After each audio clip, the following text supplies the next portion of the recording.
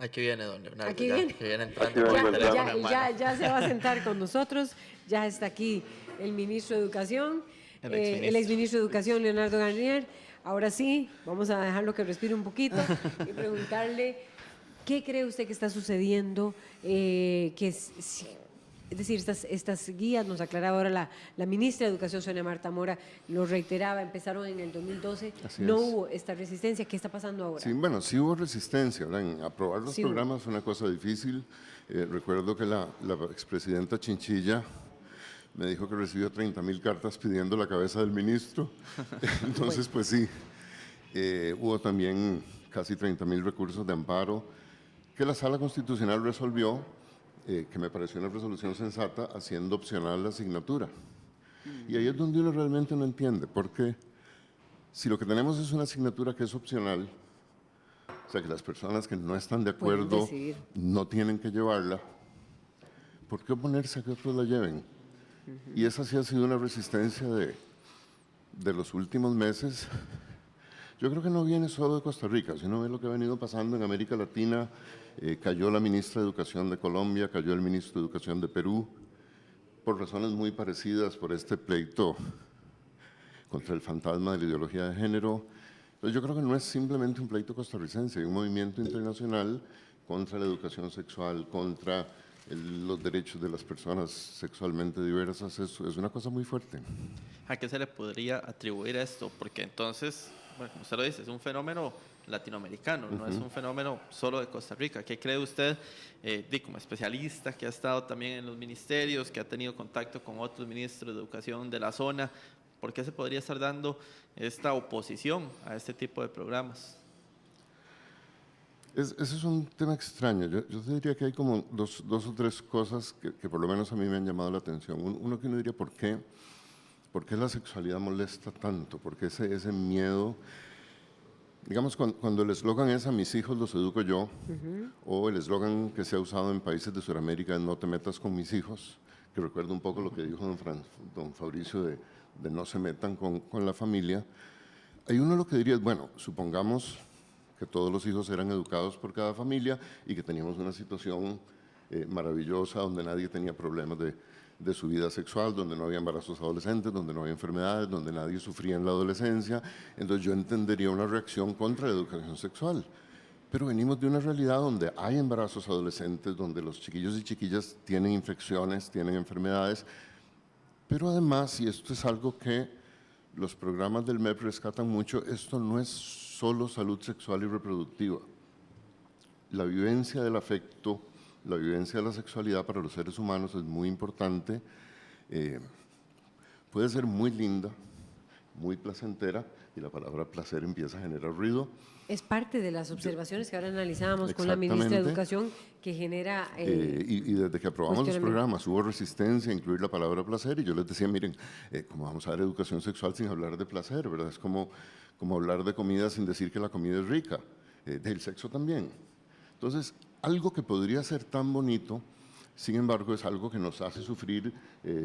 Todo es cuestión de oír los boleros, el amor y el desamor, es algo por el que el ser humano sufre.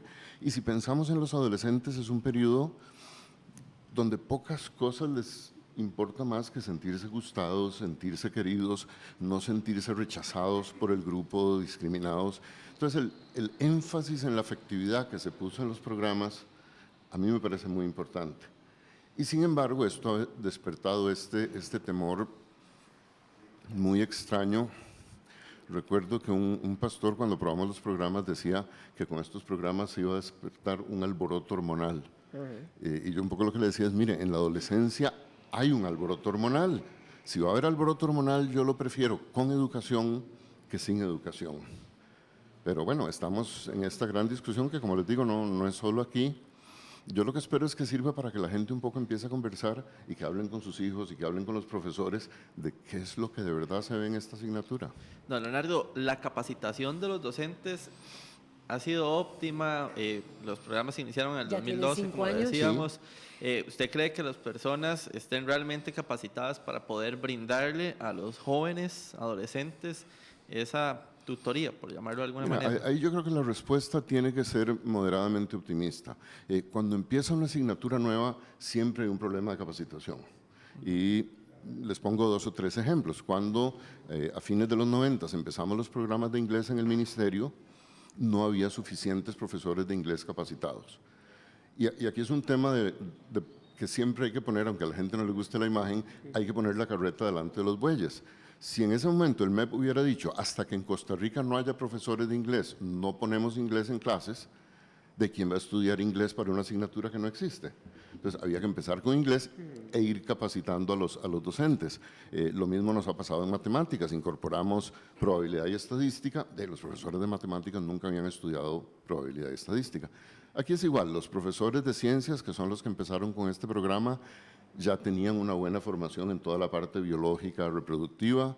Ahí lo que el MEP hizo fue empezar una capacitación en toda la parte afectiva y de manejo de la sexualidad, coordinado con los orientadores, por lo menos de lo que yo recuerdo, en 2013, inicios de 2014. Yo entiendo que esa capacitación ha continuado en el MEP, y lo que anunció ahora el MEP, que es abrirlo en 10º año con personal de psicología, me parece un buen paso. Vamos a ver, don Leonardo, ¿qué piensa usted sobre, y se lo preguntamos ahora a la ministra, y sabemos que tenemos poquito tiempo, porque don Leonardo nos llegó un poquito. Yo sé, perdón. Corrió mucho, pero vamos a ver, don Leonardo, hay un dato interesantísimo que están revelando las estadísticas, y es, San Carlos es el tercer cantón con mayor número de embarazos adolescentes. El primero es San José, con más de 7,000, segundo es Alajuela, y San Carlos forma parte también de Alajuela, y el tercero es San Carlos, con 5,000. ¿Por qué cree usted que es en ese cantón precisamente donde se produce la mayor resistencia, y en un circuito específicamente? ¿Por qué cree usted? ¿Qué lectura hace usted de ello? A ver, yo ahí ¿Se puede generalizar que es esto lo que está pasando también? No necesariamente, digamos, sí puede ser, pero creo que es aventurado decir que en lugares donde en efecto las familias tienen menos educación, creen que no hace falta educación, ¿verdad? Cuando un padre de familia con solo primaria ha vivido su vida, él siente que la secundaria no es necesaria. ¿Por qué? Porque yo viví así. Entonces, eso puede ser.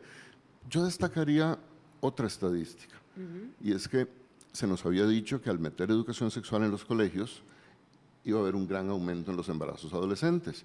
Las estadísticas lo que muestran es que a partir del 2012 los embarazos adolescentes vienen bajando.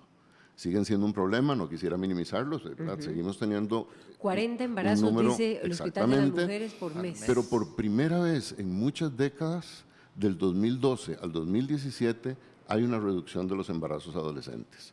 Yo no voy a decir que eso es a causa de los programas, estas cosas tienen muchas causas, pero hay una relación interesante de que viene bajando, y yo sí creo que tiene que ver con una mejora educativa y una mejora cultural. Entonces, seguir oponiéndose a los programas de educación sexual cuando tenemos estos dos datos, uno, de que en el país viene bajando, dos, que en los lugares donde pareciera haber menos educación es donde hay más problemas, pues sí, yo creo que debiera llamarnos la atención. Don Leonardo, muchas gracias. Muchas gracias a ustedes y disculpas por la llegada tardía. Pero bueno, no será esta la última, por supuesto. Muchas gracias por acompañarnos. Vamos a una pausa, David. Así es, venimos con don José María Villalta, que ya se encuentra acá también para hablar de esas alianzas en esta segunda ronda electoral.